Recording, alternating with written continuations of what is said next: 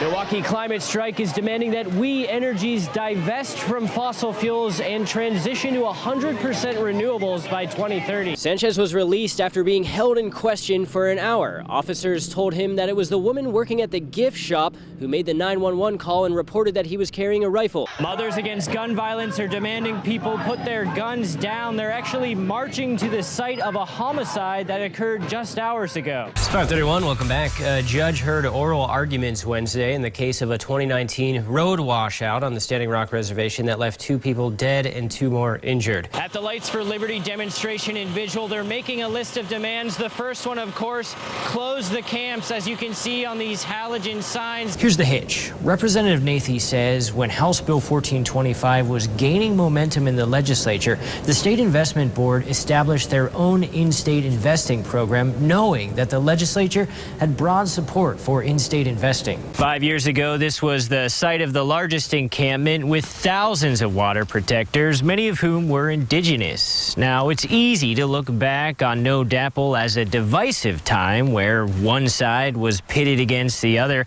but in all actuality, it was a time of togetherness for indigenous communities. 2020 U.S. Census data is getting released Thursday, and this summer and fall, a committee of legislators will utilize the data to redraw North Dakota's 47 legislative districts. Here on Porcupine Hill, Sage Development Authority is building several wind turbines along this ridgeline. Standing Rock owns Enpetui Wind Farm, so they're doing a lot of pre-development work, including cultural resource surveys. And the idea is they don't build on anything that's sacred to the tribe and its members. 5 years have passed since the world watched as the Standing Rock Sioux tribe took a stand against the construction of the Dakota Access Pipeline just north of their tribal land. And the pipeline continues to be a source of division today. When it comes to adding renewables to the energy grid, cost is always at the center of the conversation.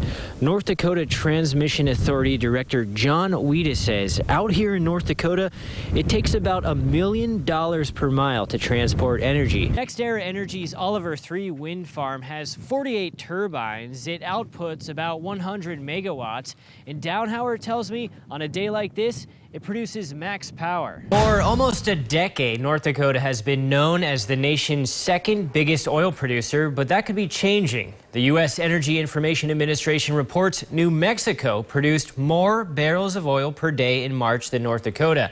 By shedding light on all of the foreign investments in the Legacy Fund, it got the legislature's attention. And then House Bill 1425 got overwhelming support. In the House, 85-8, and in the Senate, 47-0. In the backwoods of Marathon County, 30 miles from Wausau, this is the bunker. Come up and you take this left right here, you'll see the entrance to the shelter. Where Jeremiah Button hid from police and the world for years. This is the shelter that he built/lived in for the 3.5 years that he was on the run. Up top, you can see that's where his bed was. His head would lay to the right there, his feet to the left. You see his TV, his radio. Charged with first-degree child sexual assault and child pornography in 2016, his parents paid $25,000 cash to bond him out. And police say Button then took off, building a bunker into an embankment on public lands deep inside the woods. He had access to heat. It stays relatively cool in here in the summertime, as you can feel, with the surrounding rock walls. There was nothing that would indicate that he was suffering in any way. The 15 years I've worked for the Sheriff's Department, I've never seen anything quite like this. He strategically built the bunker near a landfill where he could salvage all the supplies he needed to build a self-sustaining shelter. Obviously, it's a little bit of a pack rat type of situation, but obviously Jeremy Button had some sort of background or the ability to learn quickly how to disassemble and reassemble things to make his life better out here. Solar panels on top and a bicycle generator inside sent electricity to 3 car batteries that powered lights, a heater, cooling fans, a radio, and TV. A gigantic nest. When sheriff's deputies arrived here to Jeremiah Button's backcountry bunker, he told them, quote, "This might sound weird, but I'm very excited to see you." That's because he was out here in solitude for 3.5 years, creating for himself extreme isolation and separation from society, all things you get from being in jail. If you look around the trees around the bunker, approximately 20-30 yards around the bunker, you can see where a lot of the trees have been topped off. I think a lot of that was due to allow sun to come in to, one, charge the solar panels on top of the shelter, and for two, to stimulate underbrush growth to hide his shelter and provide himself more cover. Camouflaged so well by underbrush that a trail crew worker who was maintaining a trail 500 feet away and walked past it many times had no idea it was here. I gotta give the guy credit, unfortunately. He did a good job hiding. Be it illegal, but it's kind of eerie to know that someone was living back in here. When you're camped right, when you're working right there, and we're actually building a dispersed camping area not too far away from here. But one noticed he was out hunting in late November when snow was on the ground. What I found was somebody trying to cover their tracks, which I thought was really strange. Someone must have taken a pine bough and was covering their tracks. It was that November day Nelson found the doorway to Button's bunker. The feeling that something was very wrong consumed him for months until Friday. I walked up to the door, pushed it open, saw all the stuff in there. I'm like, wow. Turned the light on my phone, started walking in there. I saw him move. I saw him move in the bed. I backed out, and man, I was just shaking the whole time. As soon as Nelson had cell reception, he called sheriff's deputies. Nelson guided the deputies to the bunker, and after a 20-minute standoff, Button came out and was detained. There was just something that told me that I need to go in there and find out what's going on.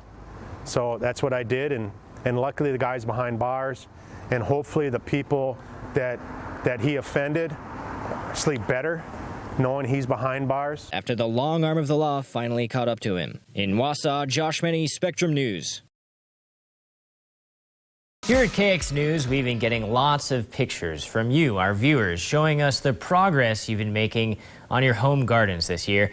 And you're not the only ones. Across the country, more and more people are turning to home gardening during the pandemic. Growth is the key word. Home gardening is on the rise. Just ask Plant Perfect manager Kevin Holitz. This spring, I've been here almost 15 years now, and yes, we weren't sure what to expect when spring started, but it turned out to be probably our strongest spring since I've been here. More folks are turning to home gardening as a way to save money, increase healthy eating, reduce trips to the grocery store. We're considered a recession-proof business. Plant Perfect sales have gone up 25% since the pandemic started. You can only Netflix binge so much, so eventually getting outdoors does a lot for the mental spirits and everything. Loree Dickens of White Shield on the Fort Berthold Reservation is growing her largest home garden ever. She says she's seeing her neighbors growing more too. People are growing gardens though right now just because of the lack of the food supply, and they're kind of becoming, I think, growing gardening makes people more self-reliant. Dickens says it helps her combat COVID-19 stress. To me, it's just connecting with what's natural. Give it water, give it sun, and have a positive attitude, and it'll bloom, just like anything that you give love to. 100% of the produce Dickens is eating comes from her garden. I guess kind of making a difference, because you know the outcome is the produce, this garden's going to help other people, it's going to help you, it's going to feed hunger, you know, within the family and the community. Like, it's a calming factor. You can just kind of breathe and be, okay, things are going to be okay. You know, this too shall pass. In part one, we looked at how an investigation of the Legacy Fund's foreign investments for fiscal year 2019-2020, showing the fund is essentially invested everywhere but North Dakota, helps sway the public and legislature to support an in-state investment program through House Bill 1425. For tonight's report, we ask, has the State Investment Board gotten out of any of those controversial foreign investments for this fiscal year? Representative Keith Kempenick is chairman of the Legacy and Budget Stabilization Fund Advisory Board. I sat down with Kempenick to ask him questions about the Legacy Fund's foreign investments. What is the State Investment Board doing about not investing in accounts that are connected with Alibaba, which was banned in the United States by the Trump administration, and investments that are linked to the Communist Chinese Party and the Russian government? Well, like I said, yeah, there's Alibaba, Wahoo was another, and we weren't in any of those. However, Kempenick is misinformed. Fiscal year 2019-2020 documents show Alibaba was the largest foreign holding in the Legacy Fund and the 8th largest fund holding overall. SIB invested nearly $15 million into this one Chinese company alone. KX News filed a Freedom of Information Act request to the State Investment Board for this year's fiscal year 2021 report, which shows that North Dakota's legacy fund is invested in Alibaba even more at near $20 million. Did you know that the legacy fund, North Dakota's People's Fund, was invested in accounts linked to the Chinese Communist Party and even linked to an account that facilitates the oppression of the Uyghur people in China? No, and see, that was one of the things that, like I said, we don't get into those details when we're, and truthfully, I'm guessing that we probably don't have much in China right now. Documents again show to the contrary. In fiscal year 2019-2020, foreign investments show that $12 million was invested into Tencent, the Chinese company that makes the social media app WeChat. International headlines show that the app was used as a tool by the Chinese Communist Party to surveil and suppress the Uyghur minority group in China. For this fiscal year, 2020-2021, the SIB more than doubled down on their investment into Tencent at nearly $26 million. The Legacy Fund also has nearly $1 million invested in the China National Offshore Oil Corporation, a competitor to North Dakota's petroleum industry. The companies in question that were kind of brought to light last year and stuff that were kind of on a watch list and stuff, we weren't invested in. Again, the 2019-2020 documents show investments in several countries on the human rights watch list. In addition to China, they include Russia, Venezuela, Saudi Arabia, Ghana, Serbia, Croatia, Colombia, Morocco, Nigeria, and others. And the Legacy Fund remains invested in those countries today. Representative Bernie Satrom was an early proponent of getting the Legacy Fund invested into North Dakota. I had lunch with the military fellow that's in the military recently, and I said, "What would you think about the idea of investing North Dakota funds in Russia or China?"